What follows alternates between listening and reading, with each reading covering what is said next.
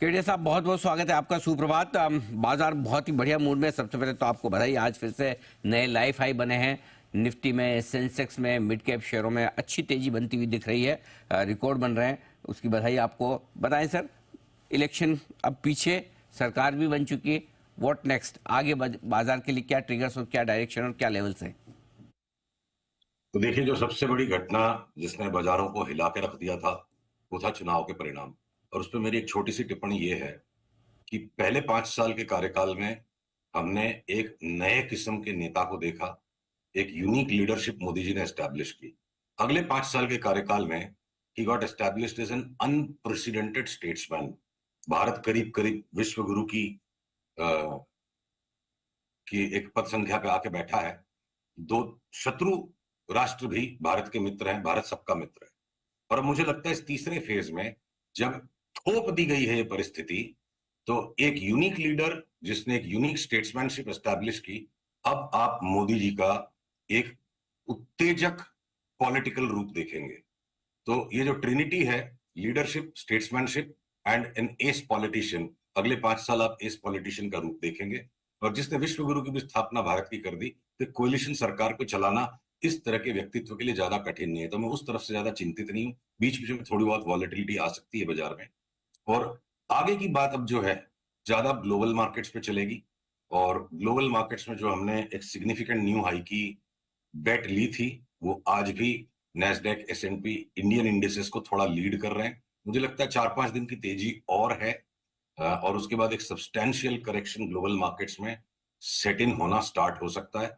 Nifty, bank Nifty चूंकि थोड़ा पीछे चल रहे हैं, तो हो सकता है हमारे यहाँ और 2 सप्ताह की तेजी, और जिसमें कुछ चुनिंदा स्टॉक्स में इंडाइसेस से काफी ज्यादा पैसा कमाने की संभावना। और इस तेजी में टारगेट्स क्या रखे जाए निफ्टी, बैंक निफ्टी के? देखिए, टारगेट्स तो दो लोगों के होते हैं, एक सेल्समैन का और एक पॉलिटिशियन का। बट मजाक की बात अलग, एक गोल पकड़ के चलते हैं। टारगेट वर्ड से ना आदमी चिपक जाता है जरा उससे। तो ठीक बात। संभव है कि निफ्टी 24,400 हो जाए, 24,400 हो जाए निफ्टी 20,400 जाने के पहले। और बैंक निफ्टी एक बार 51,800 हो जाए, उसके बाद ये 42,000 भी जा सकता है। मतलब हम तेजी के एक क्लाइमेक्स के अंतिम चरण में, देखिए बैंक निफ्टी अगर यहाँ से 7-8 दिन की और तेजी पकड़ती 51,800 हो सकती है, ये संभावना है। मैं उसको बिल्कुल गिवन मान के नहीं चलूंगा। ये टारगेट्स या गोल्स समझ लीजिए। ओके, तो 51,800 और 24,400, ये दो टारगेट। 51,800 आपका बैंक निफ्टी का, 24,400 निफ्टी का। तो ऐसे में आपको क्या पसंद है, फिर खरीदेंगे क्या?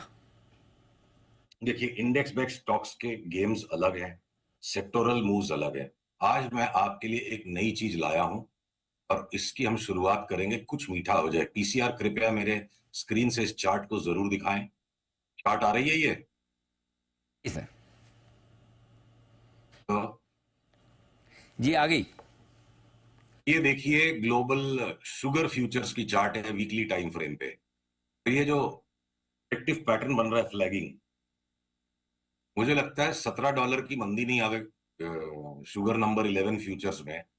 और हम फटाफट, यानी करीब साल भर के अंदर अंदर $17 के नीचे जाए बिना, अभी 19.10 है, $36 भी हो जाए तो बड़ी बात नहीं है।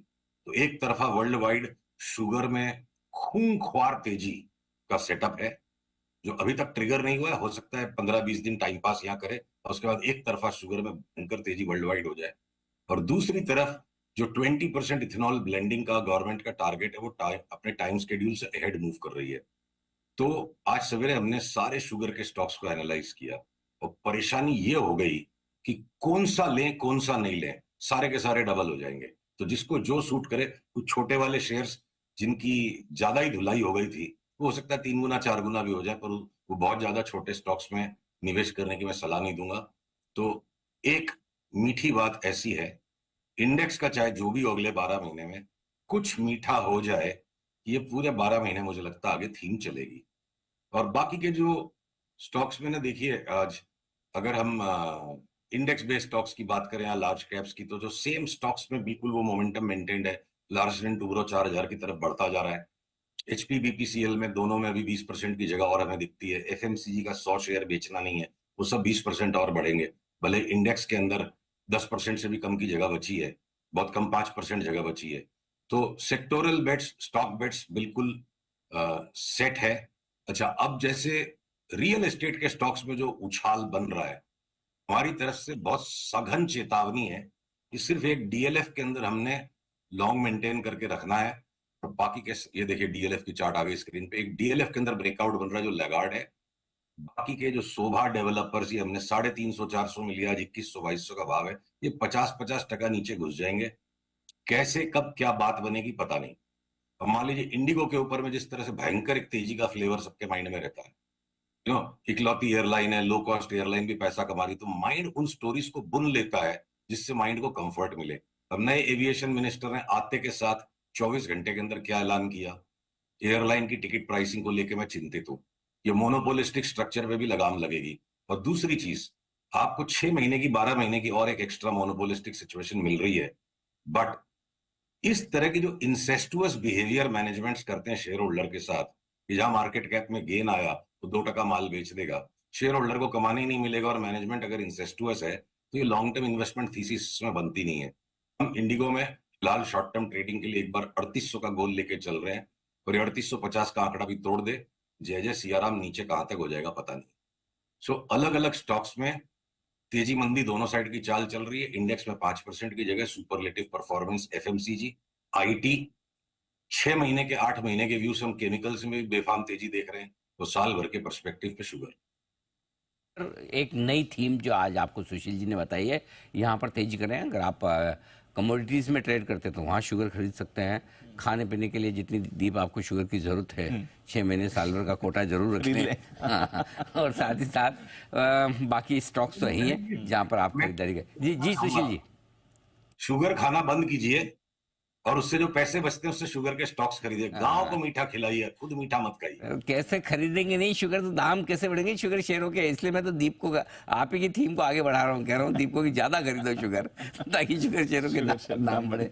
नहीं, बहुत अच्छी इंटरेस्टिंग नई थीम आपने बताई है, जहाँ पर बढ़िया एक्शन हो सकता है। एक और जो इंडिगो की लिखा है कि यहाँ पर बात तो सही है, जब जब भी स्टॉक बढ़ता है तब तक प्रोमोटर्स की तरफ से सेलिंग आती है, तो इसको देखकर आपको सावधान रहना बहुत जरूरी है। एक राय आपसे थोड़ी मिड कैप और स्मॉल कैप शेयरों पर लेना चाहता हूँ। आपने दिग्गज शेयरों पर तो काफी बात की, लेकिन मिड कैप स्मॉल कैप शेयरों को लेकर क्या व्यू है? क्या यूफोरिया है, फ्रोथ है, या फिर नहीं अभी भी तेजी है?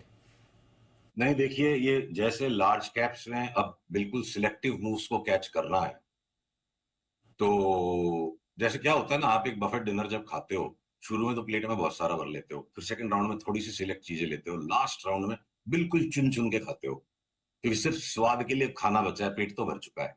तो बाजार का मन और पेट भर चुका है, और वो लार्ज कैप्स में भी वही पिक्चर, और मिड कैप्स में भी वही पिक्चर, और स्मॉल कैप्स में भी। अब यहां से बहुत selective, limited number of stocks के अंदर में कोई अच्छे बड़े मूव्स मिल सकते हैं। ब्रॉडली पोर्टफोलियोज को कंसंट्रेट कीजिए।